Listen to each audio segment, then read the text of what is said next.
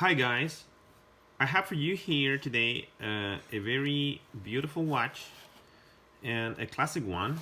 Reference number S23631 day one. Okay, so as you can see, this is the reference number for the new Darth Tuna.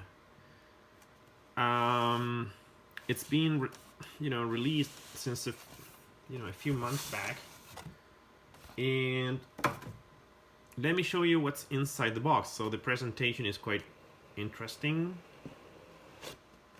There's a box here. This is a non-standard package. Okay, so there you go. Oops. You have a box inside the box. You have the usual paperwork inside. There's your instructions manual, the warranty as well at the back there. I purchased this tuna while on a trip in the Middle East as well, and so the caliber number is the 7C46. This is a high torque quartz movement. I'm gonna talk about that in a few minutes. It's plus minus 15 seconds per month, but I have to tell you, I do have a few watches using the same caliber 7C46, and they're sharp accurate. They don't even lose like 2 seconds per month. They're extremely accurate. Now some people talk about a high torque caliber, which means basically that they have modified the pinion, the hour and the hand pinion, so there's less torque there when you move the watch up and down, or you shake it and that sort of thing. So the watch preserves the time in a much more accurate way, in a much more accurate manner. So this is your manual for the watch, the standard thing. Let's dive right away into the watch. It's like I said, it's a quartz movement. So here you go. Here you have the watch there, and a Darth Tuna, a new configuration, if you will, of the 2015 model. Is it 2015? I guess. And Darth Tuna, and this is a.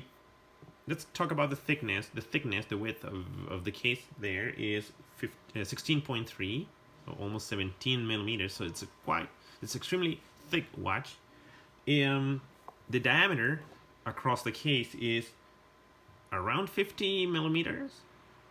So it's not a small watch by any means, by any stretch of the imagination, they used to say there. And sorry about that. Let me the case away there. And so it's 15 millimeters across, around 17 thick. The lock to log is around as well 50. Why? Well, because the locks are hidden there. There are no locks indeed. So they're integrated with the case. It's an integrated system. The case itself is titanium.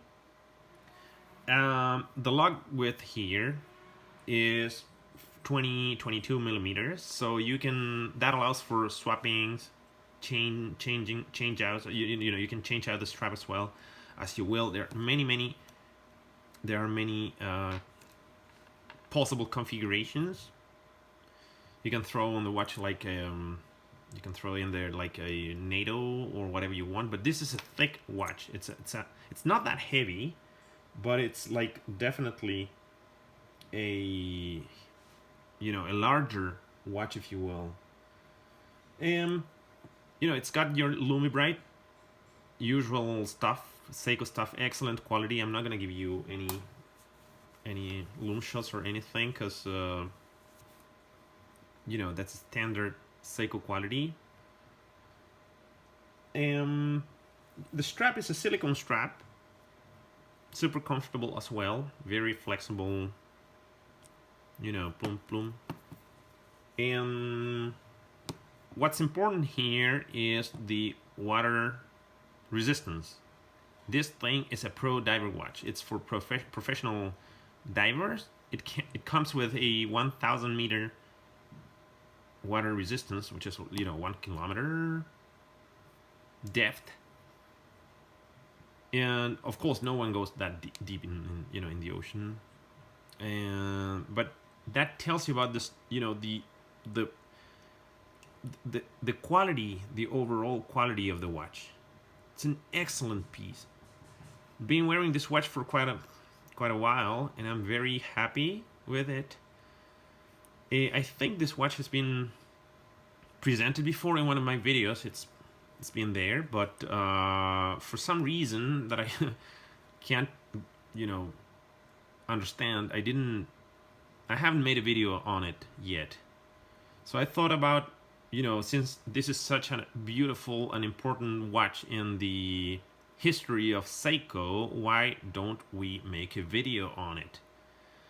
And this watch, of course, is the redesign of the old Darth Tuna from, I believe, 2015.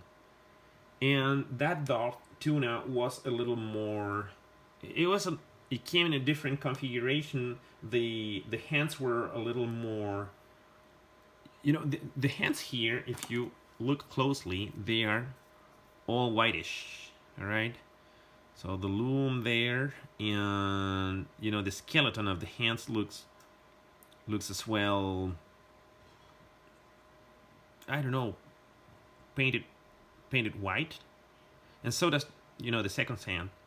But back then, the previous generation, the skeleton, the structure of the hands, second and our hands was like a silver metal. They didn't paint it, so they changed a little bit the configuration of the hands, but it's still a lovely watch, and I much prefer this new configuration. Now look at this. Some people don't like this, the X, the so-called X, which is in reality a PS for Prospex. So some people, I mean, if you shot there, don't like the Seiko Prospex X there. I don't know if you can catch it there. And I don't mind it at all. I like it because it's I don't know, it's a professional touch. It's every time you stare at the dial, you look at it, it's like, wow, this is like a pro thing. This is for professional divers, and so it's a sort of, I don't know, I like it. I think it's a nice touch there. My copy, look, comes in English and Arabic. So actually, if you, some people would say don't change the day or date between 9 and 3 o'clock, but I don't know. Let me pull the hands away there. So we're safe, okay. 6:30 there, and then if you check there the language, it comes in English. And Arabic. So some people like the kanji configuration, some people like the Arabic, some people like the Spanish, some people like the French. I don't mind it, honestly. I just think English does just the job, and that's enough for me. And it's a beautiful piece. It's a sapphire crystal, of course. All right. The bezel action is extremely good. So there's a little backplay there, but it's a normal thing. I don't mind about that. It's a normal thing, and I am not aware of any watch that a diving watch that doesn't come with a backplay there on the bezel. So the closest thing to a bezel, or let's say a playlist bezel, is so a bezel with no backplay would be an Orient. What is it called? The Kamazu Orient, which is like it comes with a very, very thick and hard to turn bezel. Okay, but in this configuration, I think the Seiko is just magnificent, and it doesn't need anything else. I mean, you know, for a pro diver watch, this is just, it does the job. It's just a perfect piece of a perfect tool watch. I think I didn't mention, but the shroud here is ceramic, so it's quite resistant, but it tips. It tends to crack a little bit, because I've seen a few copies of the the previous generation, the Darth Tuna, and honestly, when you source one of those used second-hand watch, they come with, usually they have little pieces, missing pieces there on the shroud, on the top of the shroud there. This piece is brand new. Been wearing this piece, but I tend to keep my watches in the box, and I'm quite happy with this piece. Indeed, it's a super cool watch, handsome watch. There, I don't know if you can see on the back there the specs, the movement. Where is it? There you go. The movement. You have as well ceramic written somewhere down there. And what's interesting as well is there's a sort of calendar here. So I see here 25. If you can check there's like 25, and there's like a dot on top of it, and that means that in, hold on, this is okay. So the year 25 is down there, so that's the interval for the whole year 2025, and it's divided into 4 pieces.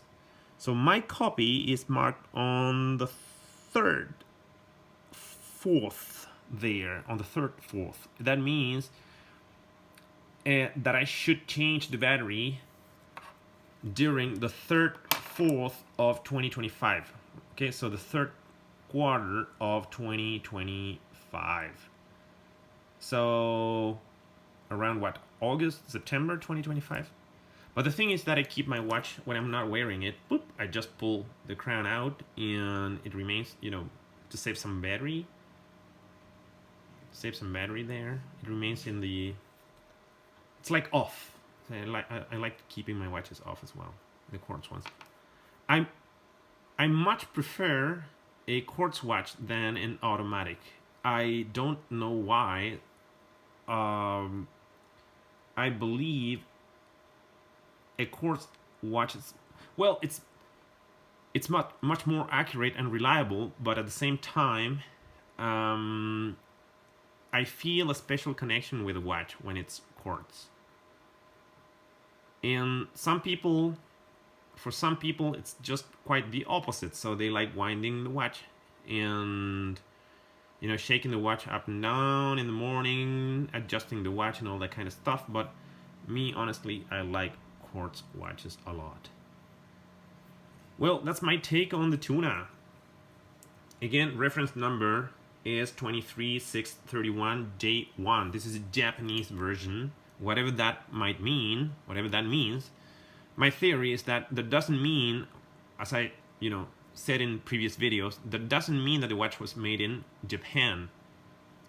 I think when you see J1, that means that the watch is intended to be sold in the Middle Eastern and Asian markets. Okay, so my copy, I was on a trip in Dubai and I got it there.